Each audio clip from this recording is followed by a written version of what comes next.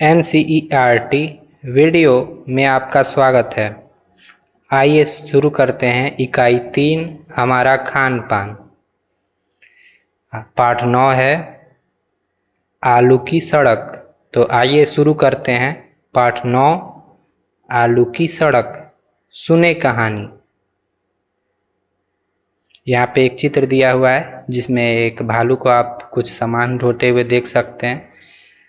ये झोले में आलू है, बोरे में आलू है और यहाँ पे एक बंदर है जो आलू को गिरते हुए देख रहा है और यहाँ पे भी बंदर है जो आलू को देख रहा है। आइए पढ़ते हैं पाठ आलू की सड़क। एक भालू था। उसे नानी के घर दूर जाना था। रास्ते में खाने के लिए भालू ने बोरा भर आलू पीठ पर रख लिया। रास्ते में खाने के लिए भालू ने बोरा भर आलू पीठ पर रख लिया, देख सकते हैं। पर बोरे में तो छेद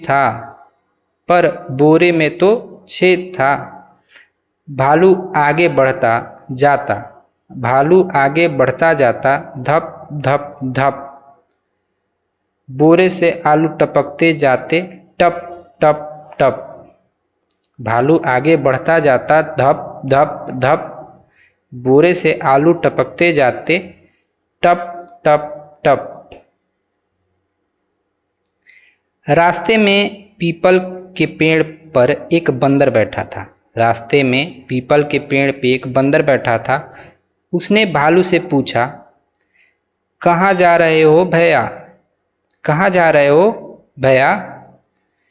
लेकिन उत्तर में बंदर ने बस थप टप थप टप थप टप ही सुना, यानी भालू ने कुछ जवाब नहीं दिया। कहाँ जा रहे हो भैया?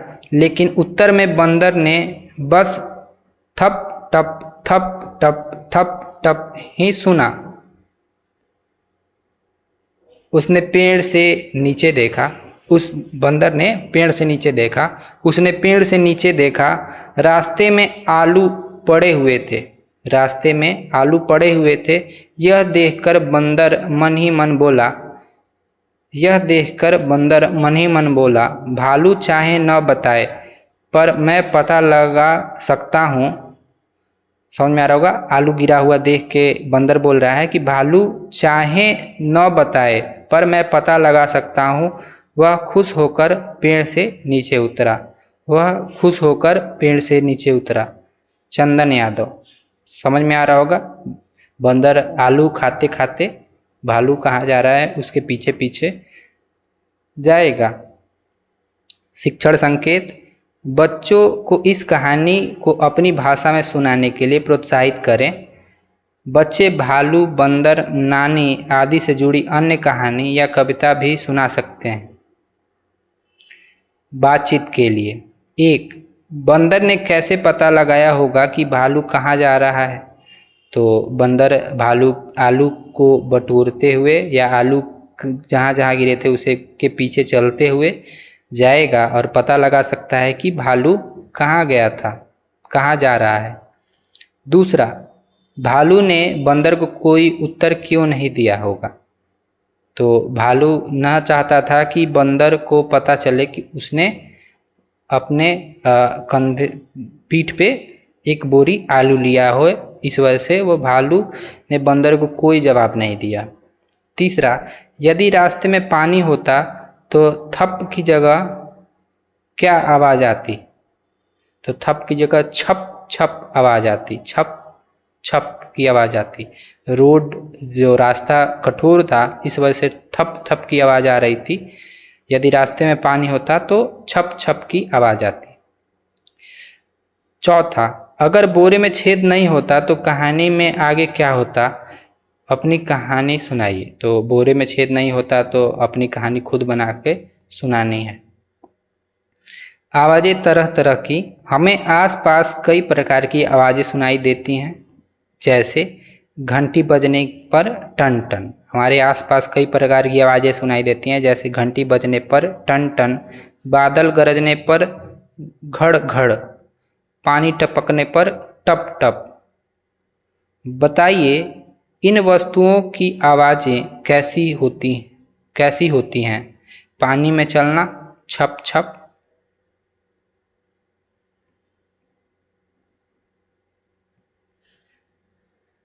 सूखे पत्ते पर चलना कर्र कर्र,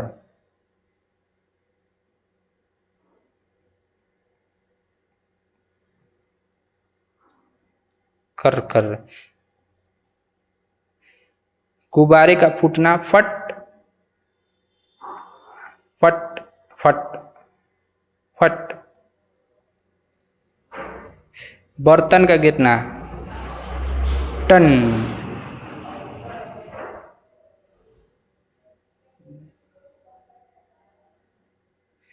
टन, बर्तन का गिरना टन, बारिश के बूंदों का गिरना टिप टिप टिप टिप, माँ का पुकारना, तो माँ आपको जिस आवाज़ से पुकारती है आप उसे लिख सकते हैं। शिक्षण संकेत, बच्चे जो भी उत्तर दें उन्हें स्वीकार करें, आसपास की अन्य आवाज़ों के बारे में भी चर्चा करें। सही उत्तर चुनकर लिखिए। 1. बंदर कौन से पेड़ पर बैठा था?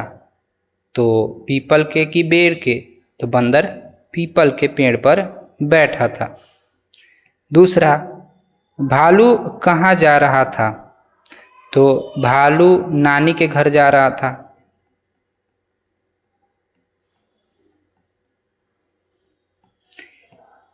तीसरा, भालू ने बोरे में क्या रखा था? तो भालू ने बोरे में आलू रखा था। नीचे दिए गए चित्र को वाक्यों के साथ जोड़िए। तो यहाँ पे कुछ चित्र दिए हुए हैं और उसे वाक्यों के साथ जोड़ना है। रास्ते में आलू पड़े थे, पहला वाक्य। भालू ने बोरा भर आलू पीठ पर रख लिया। पीपल के पेड़ पर बंदर बैठा था, रास्ते में आलू पड़े थे। तो ये भालू ने बोरा भर आलू पीठ पर रख लिया, ये वाला चित्र इसमें इसे जोड़ दी जाएगी। पीपल के पेड़ पर बंदर बैठा था, तो पीपल के पेड़ पर बंदर बैठा था, रास्ते में आलू पड़े थे,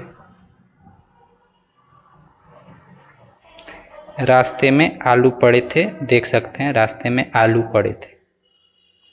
शिक्षण संकेत, बच्चों को उंगली रखकर वाक्य पढ़कर सुनाएं। बच्चों को अपनी भाषा में इन बातों और भालू, बोरा, आलू, पेड़, बंदर, पीठ आदि शब्द के नाम बताने के लिए प्रोत्साहित करें। शब्दों का खेल। 1. ब से शुरू होने वाले शब्दों को पहचानिए, अनुमान लगाकर पढ़िए और लिखिए। तो ब से शुरू होने वाले शब्दों को पहचानना है। तो जलेबी, इसमें ब अंतिम में आ रहा है, ये शुरुआत में नहीं है। डमरू, डमरू, तारा, बस्ता, तो बस्ता ब से शुरू हो रहा है, तो ब से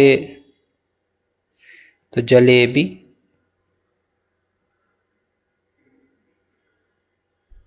डमरू,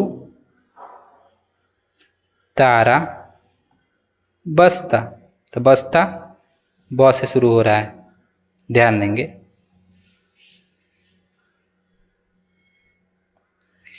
दूसरा, नीचे दिए गए चित्रों के नाम सुनिए।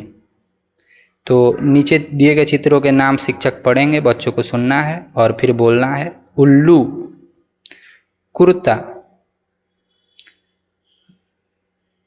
उल्लू, कुर्ता, सुराही, सुराही, ऊन, ऊन, फूल, फूल, सूरज, सूरज। बताइए इन नामों की पहली ध्वनि में क्या अंतर है? तो सबसे पहले उल्लू में ऊ आया है, कुर्ता में क आया है, सुराही में स आया है, ऊन में ऊ आया है, सब में फूल में फ आया है और सूरज में स आया है। लेकिन मात्रा में छोटा ऊ, छोटा ऊ, फूल, फूल में बड़ा ऊ, बड़ा ऊ। तो ये मतलब सब में ऊ की मात्रा लगी हुई है, ध्यान देंगे। तीसरा, नीचे दिए गए चित्रों के नाम बताइए और लिखिए। भालू, यह है भालू। यह है सड़क।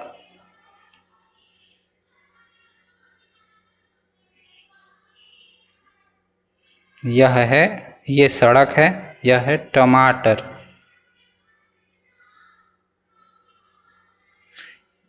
यह है सूरज,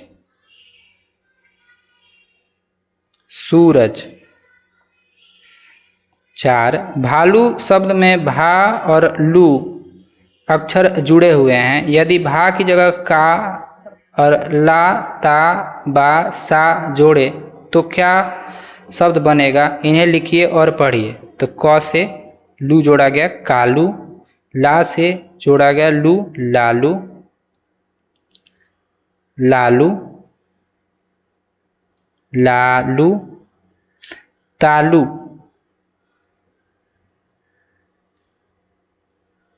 बालू,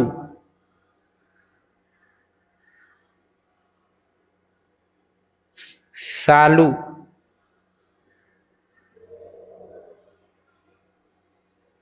सालू। 5, सबसे बड़े पत्ते में हरा रंग भरिए। सबसे बड़ा पत्ता ये है, इसमें आपको हरा रंग भरना है, कुछ ऐसे।